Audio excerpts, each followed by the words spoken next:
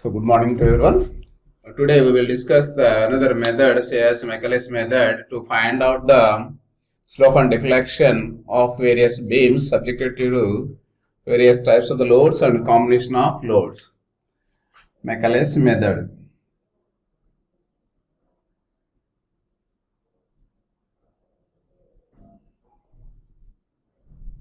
Michaelis method.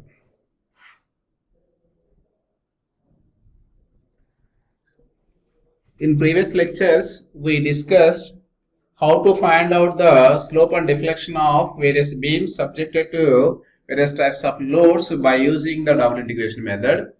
In this method, we calculated slope and deflection. It is convenient for a simple cases. The double integration method is convenient for the simple cases. It is difficult for the complex cases.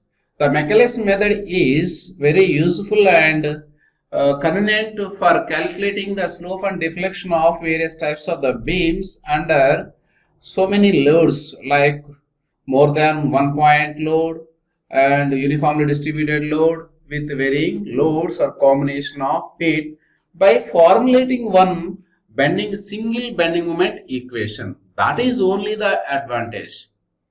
So what is the main advantage of Michaelis method for calculating the slope and deflection? First one is it is very convenient for complex problems like a beam is subjected to more than 2 point loads apart from the other loads, but it is very difficult for finding the slope and deflection by using double integration method. So for example, I will explain Michaelis method for calculating the slope and deflection with one example. Let us consider a simply supported beam. This is a simply supported beam. This is and A supported by a support and B. Am I right? If it is subjected to two loads of magnitudes, say as W1 at a distance A from the end A and a second force of magnitude W2 at a distance B from the end A, the overall length of the beam is say as L. If the same problem is solved for finding the slope and deflection by using double integration method, it is very difficult or it is not convenient.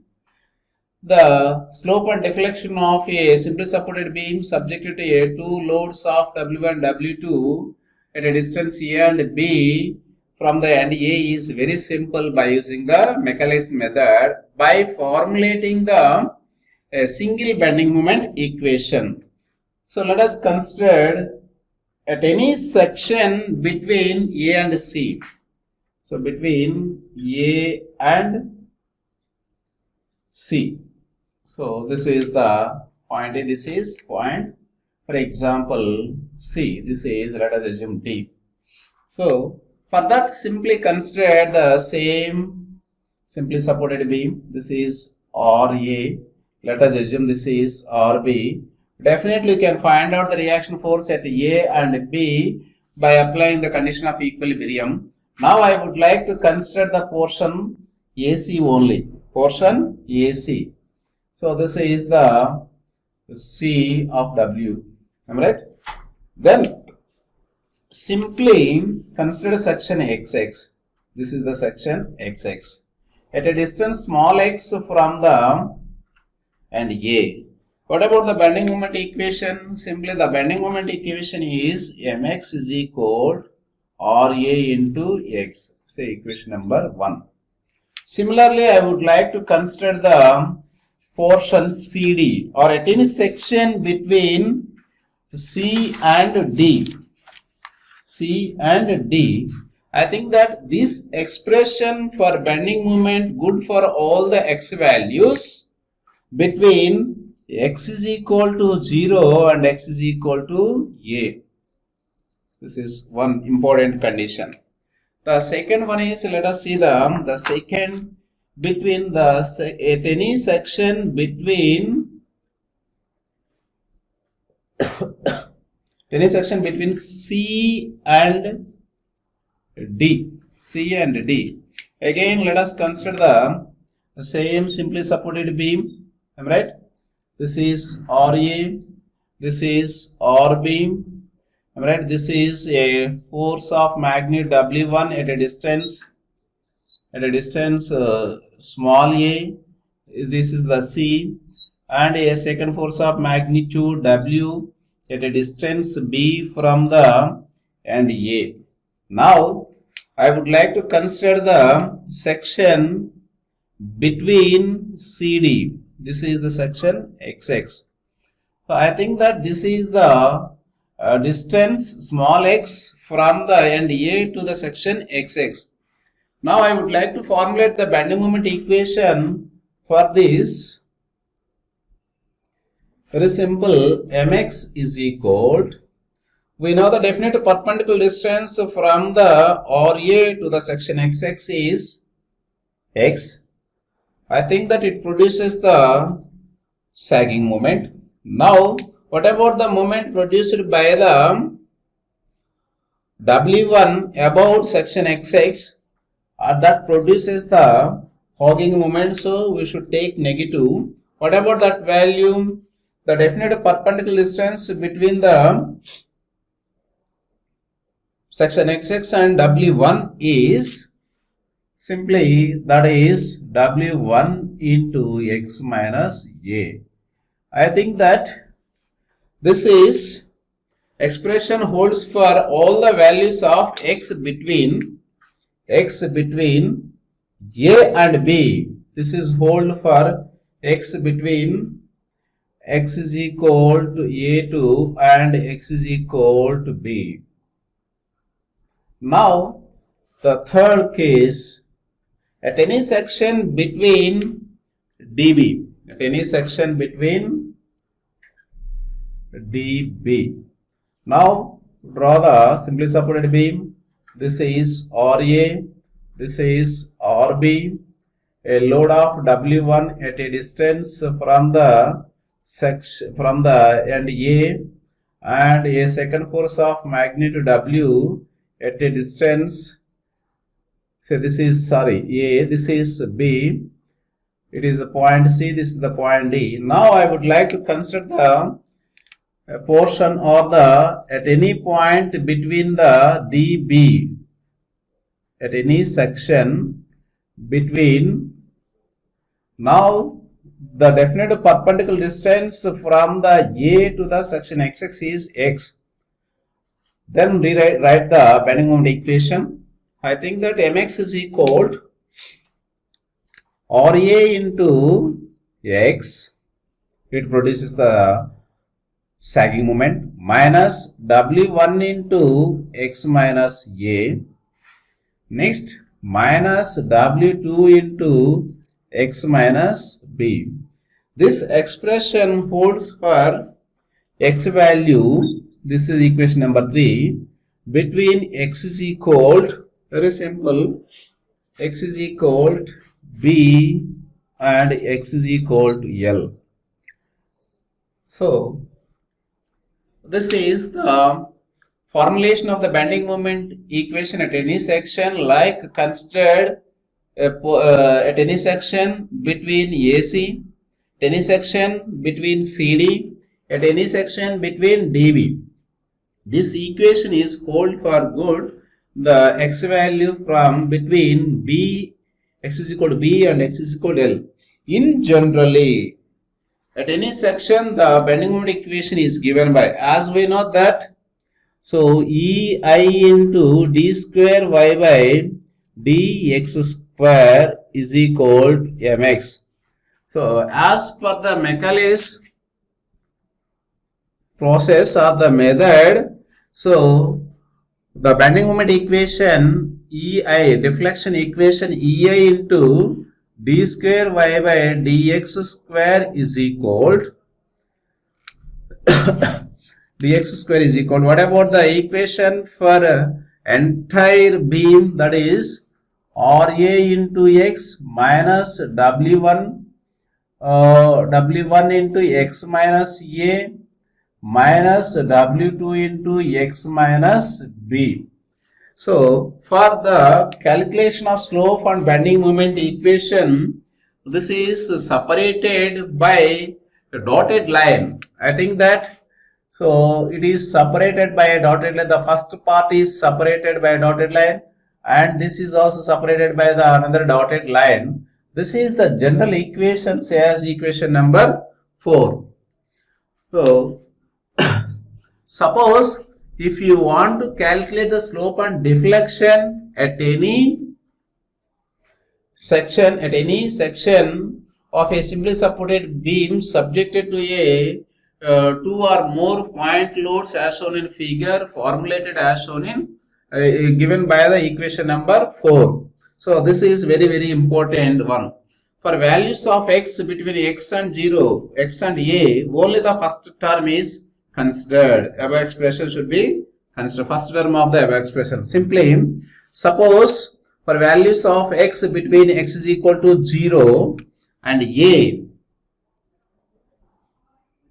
for values of x between 0 and a, the first term of this above expression is applicable or considered, should be considered.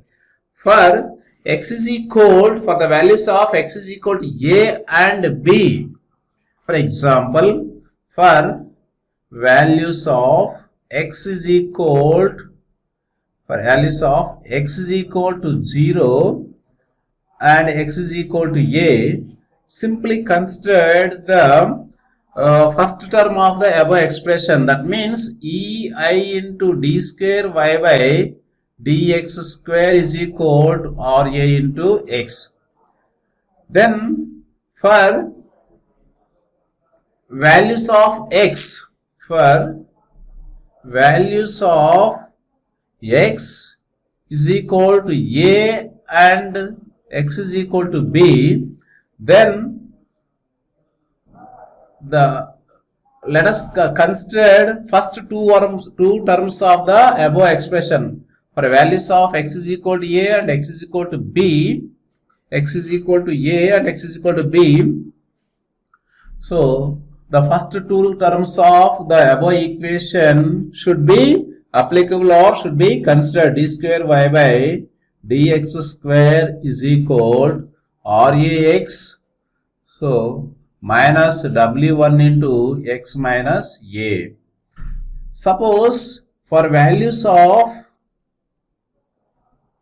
x is equal to b and x is equal to L, x is equal to L, only the three terms of above expression should be considered. ei into d square y by dx square is equal to RA into x minus W1 into x minus a minus W2 into x minus b. So what we did, for better explanation, let us consider a simply supported beam subjected to 2-point loads of magnitudes W1, W2 at a distance a and b from the and a respectively. Now at any section between a and c, so formulate the bending moment equation. The bending moment equation is RA into x. For values x is equal to 0 and x is equal to a, or for the values x is equal to 0, just this equation is sufficient. Suppose if at any section between c and d, so then we formulate the bending moment equation RAX into W1 minus x minus a. For values x is equal to a and x is equal to b, so these two terms are considered, should be considered. Suppose if you at any section between d, b, then formulate the bending moment equation that is represented by 3. As we know that the deflection equation ei into d square y by dx is equal to mx. Finally, we formulate the deflection equation with bending moment equation ei into d square y by dx square is equal to Rx minus W1 into x minus a. These two terms are separated by dotted line for calculating the slope and deflection, right? So for values x is equal to 0 and x is equal to a, just consider first term of this expression only. Suppose if x is equal to a and x is equal to 0 and x is equal to a, x is equal to a and x is equal to b, now you should consider first two terms of this expression. Suppose if the values for the x is equal to b and x is equal to l, we should consider the above expression, total expression. So this is the procedure to formulate the bending moment equation.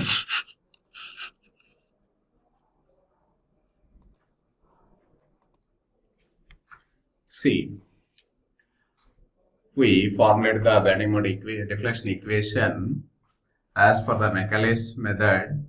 We separated the terms by dotted lines. Now calculate the slope and deflection. For slope,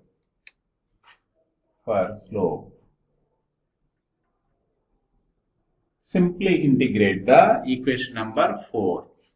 Simply integrate the equation number 4. This is the equation number 4. If integrating, the equation becomes EI into d square y by dx square, dy by dx, right, is equal to RA into x. So please keep in mind, the constant of integration must be placed after the first term. Keep in mind, this is very, very important one. And then we know the dotted line. This is same as it is. What about that? Minus W1 is constant, as we know that. Again, we have to remember one more thing.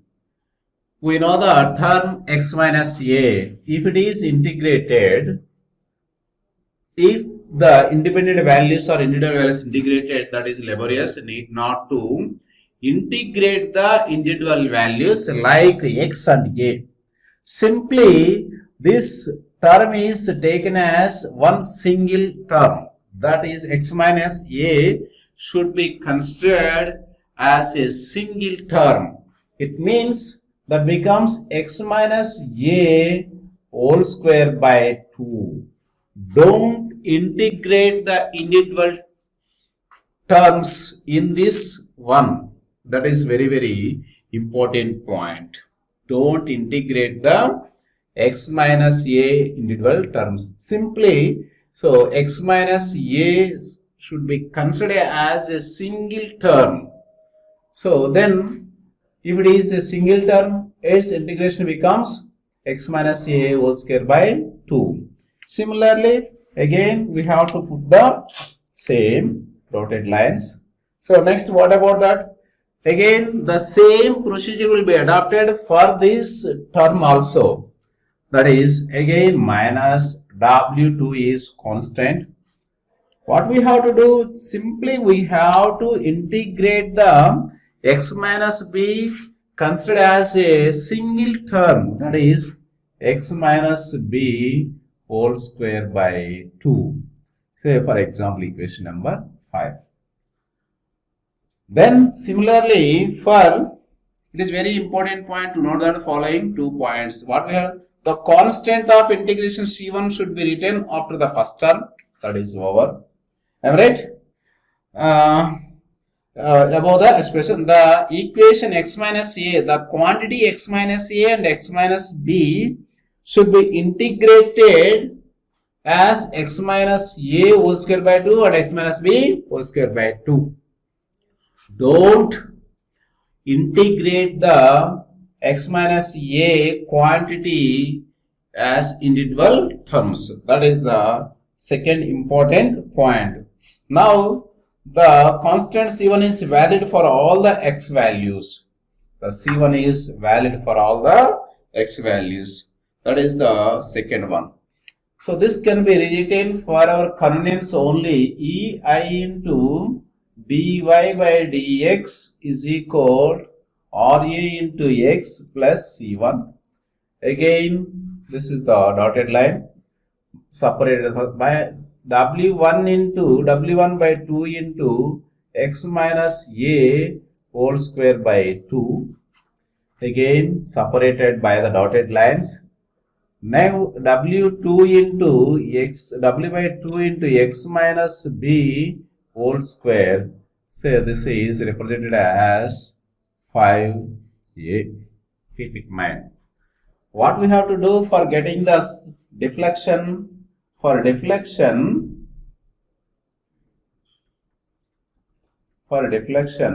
simply integrate the equation number 5a once again. When it is integrated, that becomes ei into y is equal Ra into x square. Simply I think that this becomes x square by 2. X cube by 3 plus C1x. As usually, again once it is integrated, one more constant of integration is C2. That should be written after the C1x only. Then minus W1 by 2 into here itself.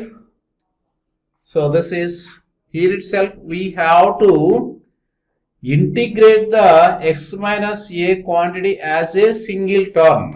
That is x minus a whole cube by 3. Then separated by a dotted line. Now this term becomes W2 by 2 into x minus b whole cube by 3. Finally, this can be rewritten for our convenience. That is ei into y is equal Ra by 6 into x cube plus C1 into x plus C2. It is separated by a line. So this is the line. Minus W1 by 6 into x minus a whole cube. Again it is separated by, now what about that? Minus W2 by 6x minus b whole cube. So this is equation number 5b. So 5a and 5b represents the equations for slope and deflection. If you consider a simply supported beam, this is the simply supported beam, subjected to a point loads say as W1, W2, definitely it deflected in such a way that if you observe the geometry, the deflection is 0 at A, the deflection is 0 at B. It means if origin is taken at A, that is x, it means at x is equal to 0 and x is equal to L, y becomes 0. Here we have to concentrate. Why we have to look into the boundary conditions? By using the boundary conditions, you can find out the constant of integration C1 and C2. C1 and C2. Very simple. How can you find out the C1 and C2? Again, we have to perform this equation, perform this one very carefully. What we have to do? Suppose there are two boundary conditions. One is at x is equal to 0, y becomes 0. At x is equal to L, y becomes 0. There are two boundary conditions. Suppose if you want to use the first boundary condition at x is equal to 0, definitely y becomes 0. Deflection is becomes 0. In a particular case, if you observe the geometry, so the x value lies between x is equal to 0 and x is equal to a only. X is equal to 0 and x is equal to a. It means just we have to consider the first term of this equation only. Don't consider so the rest of the terms while applying the boundary condition, the first boundary condition. This is one more important point.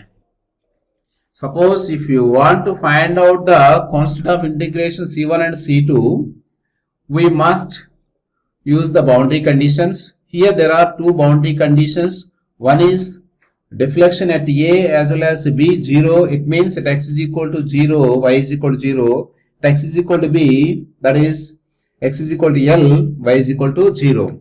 Suppose if you want to use the first boundary condition at x is equal to 0, y becomes 0. It means that is this portion.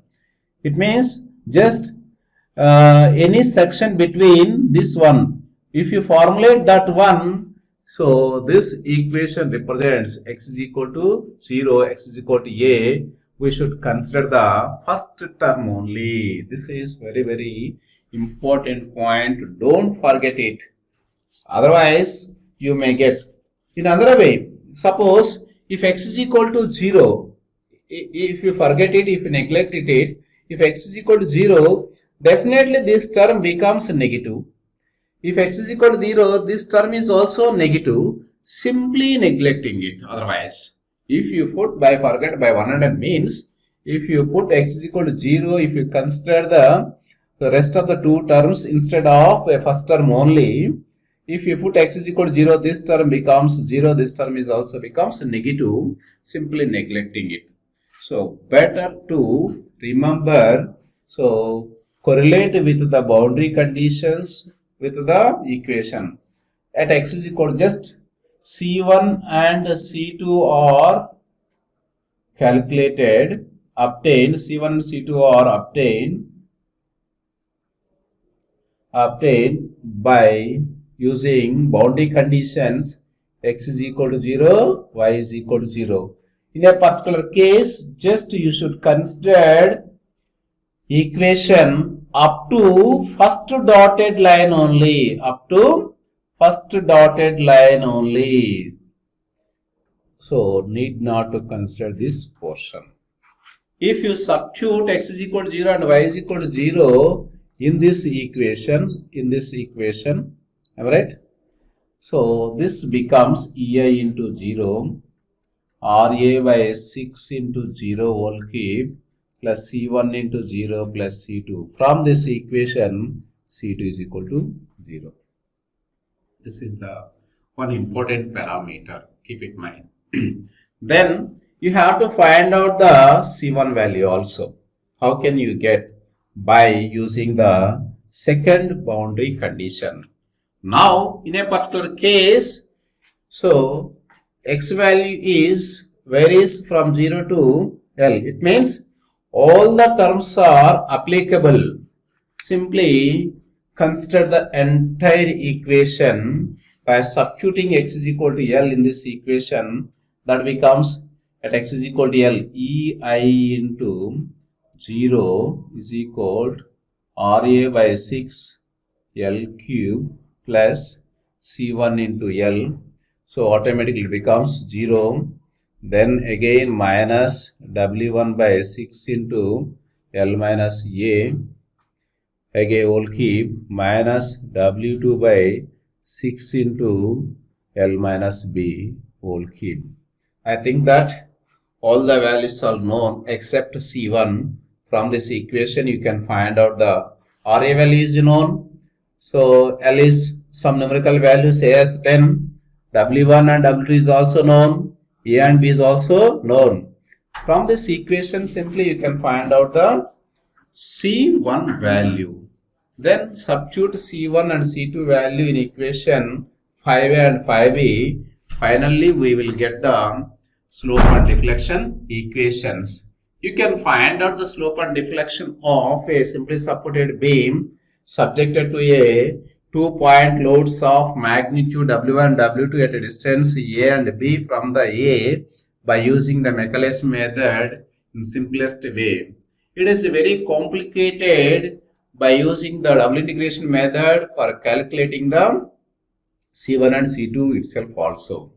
So that's why the Michaelis method is a preferable method for calculating the slope and deflection of a beam subjected to a more number of loads, like 2-point loads with distributed loads, or 2 or more point loads with and without distributed loads also, by formulating the generalized deflection equation separated by a dotted lines for each and every term.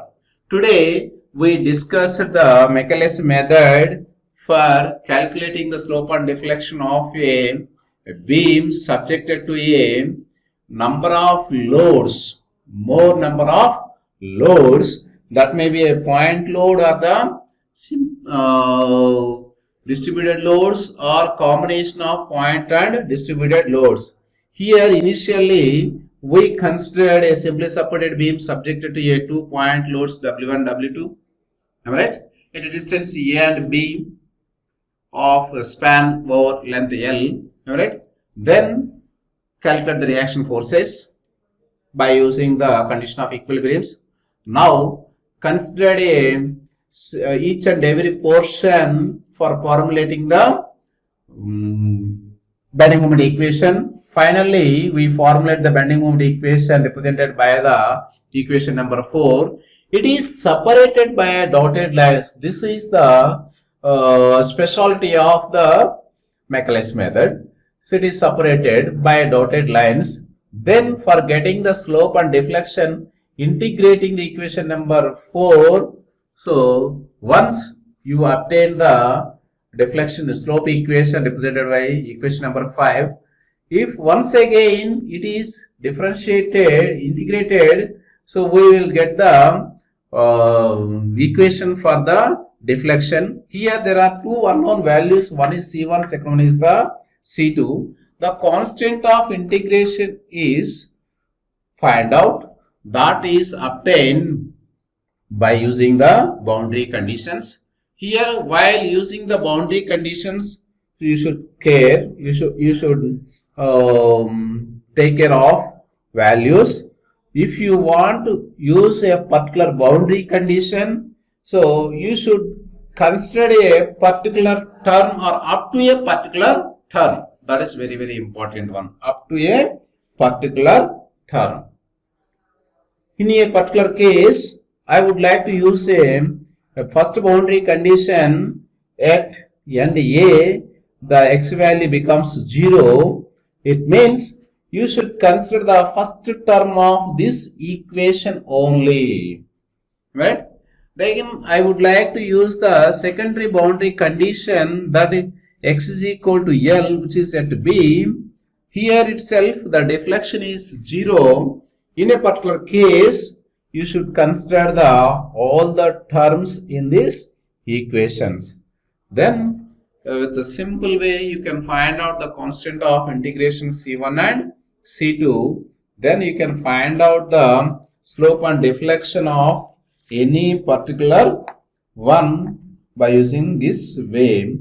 So tomorrow we will take one numerical example for calculating the slope and deflection at any section by using the Michaelis method.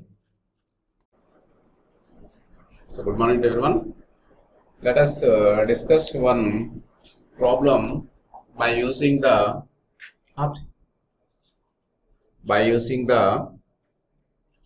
Michaelis method. For that, let us consider a simply supported beam subjected to two forces of magnitude, say as 48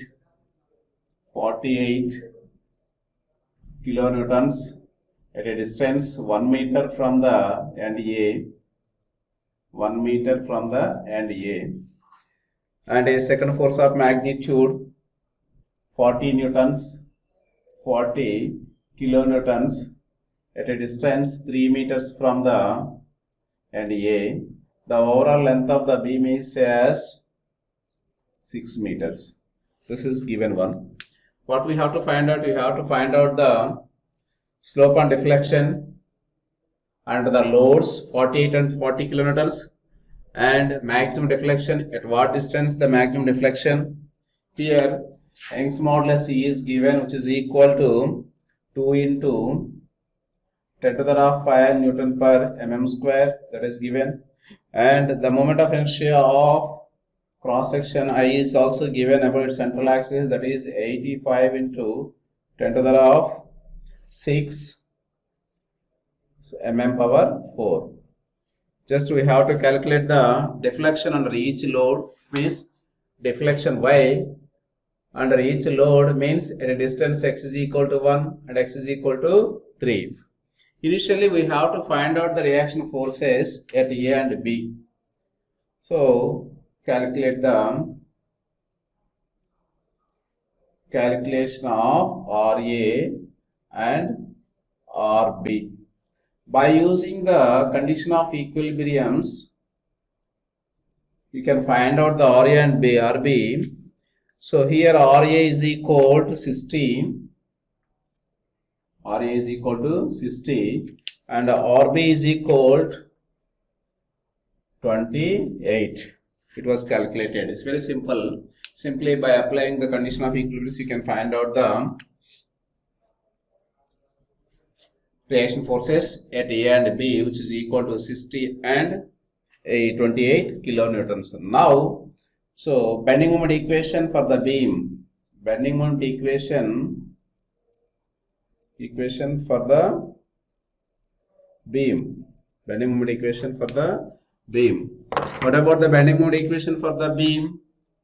We know the deflection equation EI into d square y by dx square, which is equal to mx. Here mx is equal, for our convenience, simply I would like to take the section xx at a distance x from the and A. So it becomes RA into x. It produces the clockwise sagging moment. Then simply separated by the dotted lines. Then 48 into x minus 1. Again separated by dotted lines.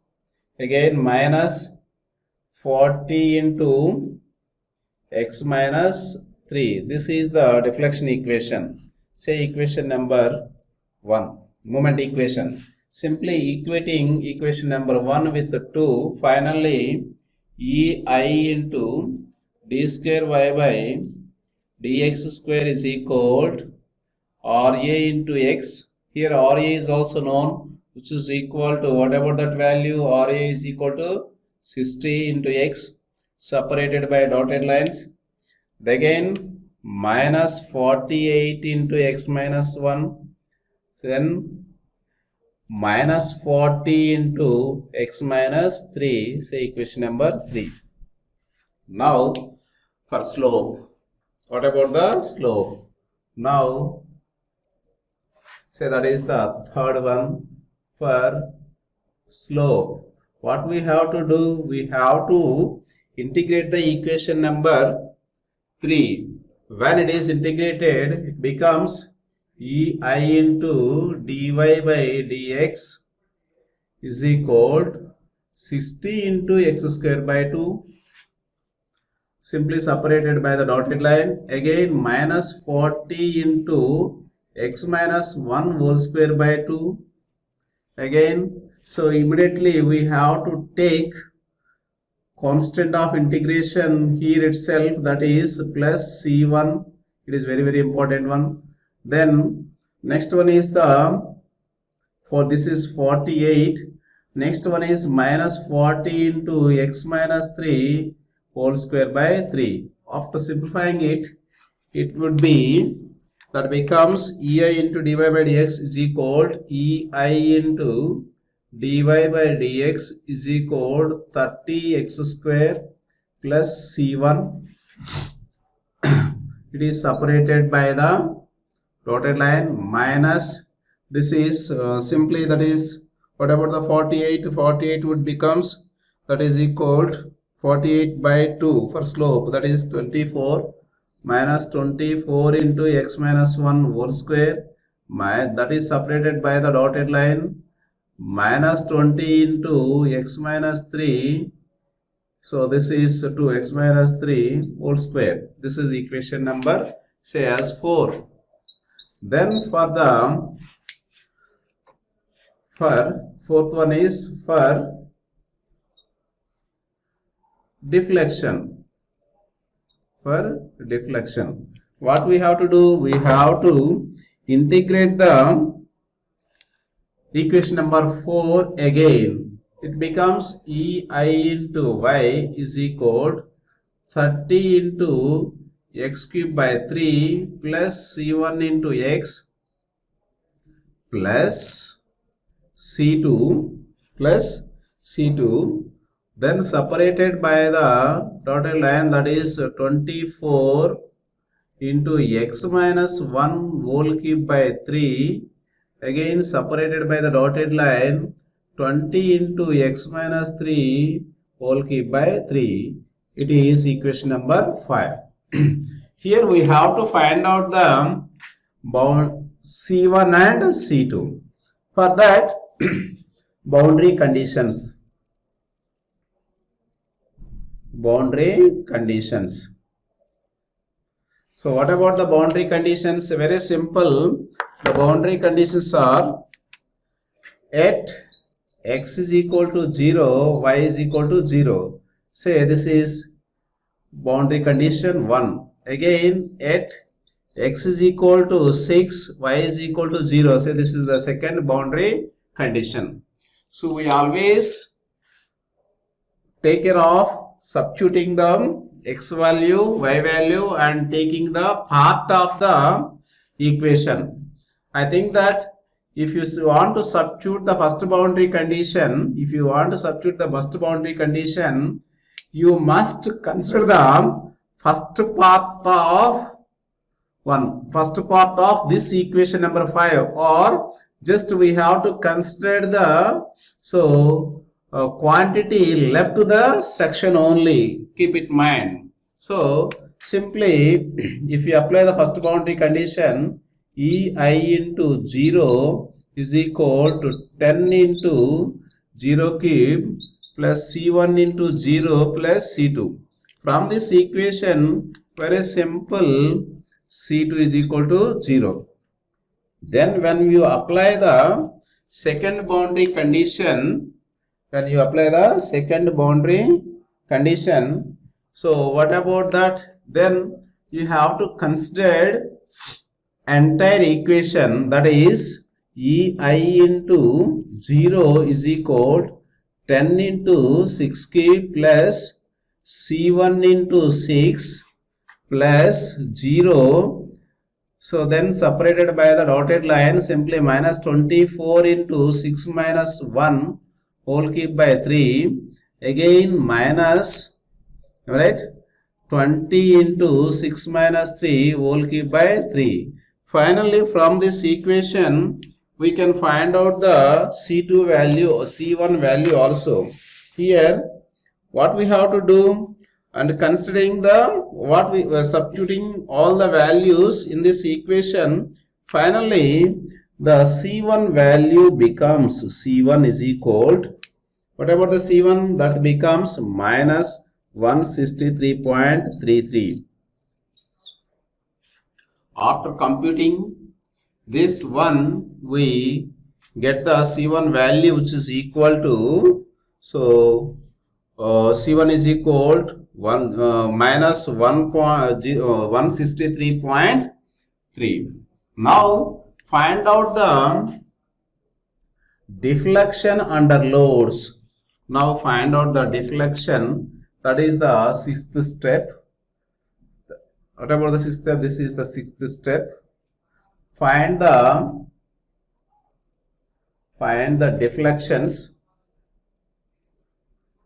deflections under loads. Here we have to take care of that. So then find out the deflection equation after substituting the C1 and C2 value. The deflection equation is ei into y it is equal to 10x cube minus, what about the C1 value, that is 163.33x.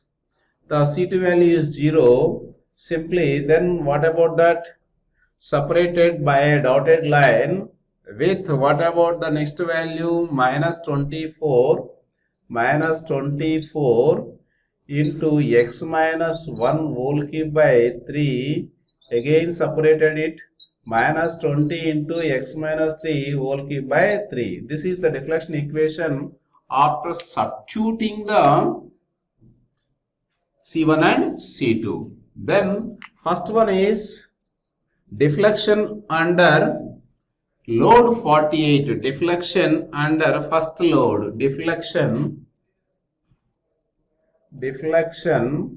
under first load, that is, what about that value, 48 kilonewtons at a distance x is equal to 1. Keep it in mind, x is equal to 1.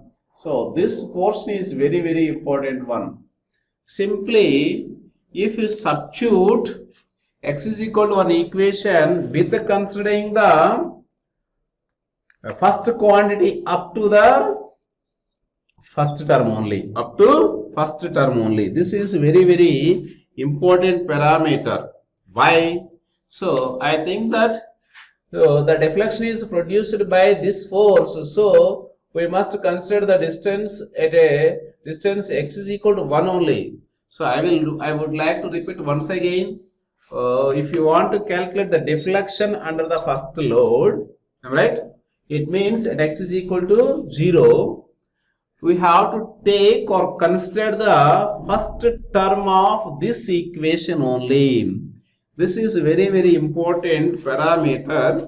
After substituting x is equal to 1 in the first one, that is ei into y is equal 10 into x cube minus 163.33 into x. By substituting this value, we will get the deflection yc is equal to, simply y is equal to minus 9.019 mm. Here we have to keep it in mind, just we consider this term only, don't consider. If you substitute 1 in a particular value, what about that? It is 0, so need not consider. It is negative, so don't consider it in another way. Now the second one is deflection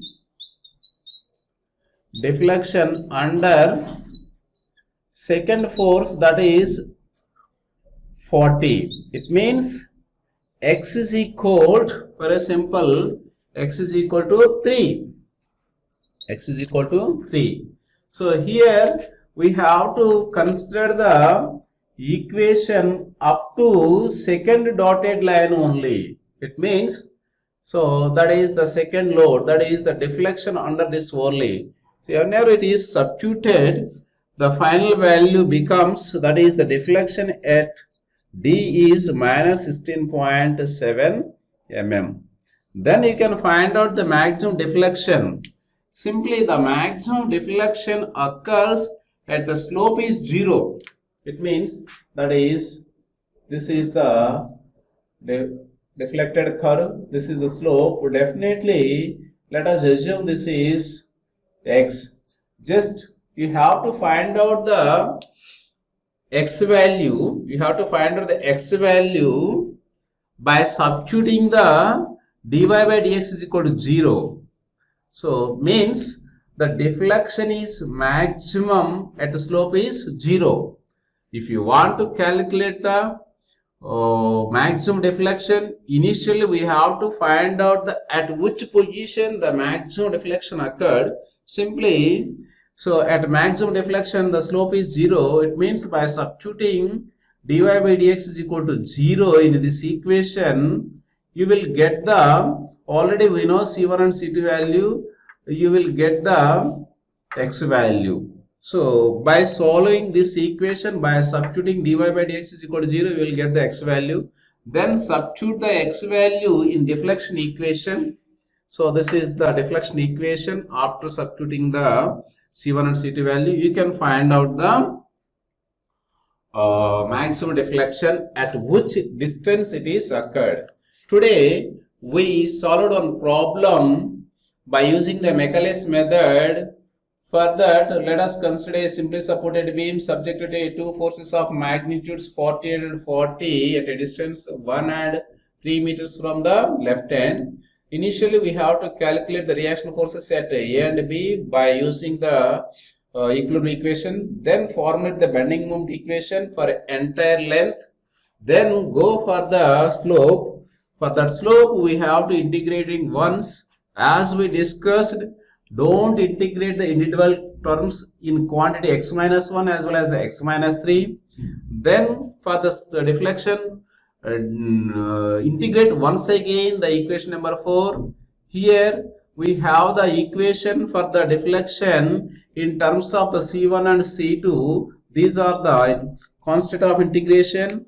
Those values are obtained by using the boundary conditions. While using the boundary conditions, take care of it how you are considering the deflection equation. So if you want to use the boundary condition, first boundary condition, you must take the first part of this equation.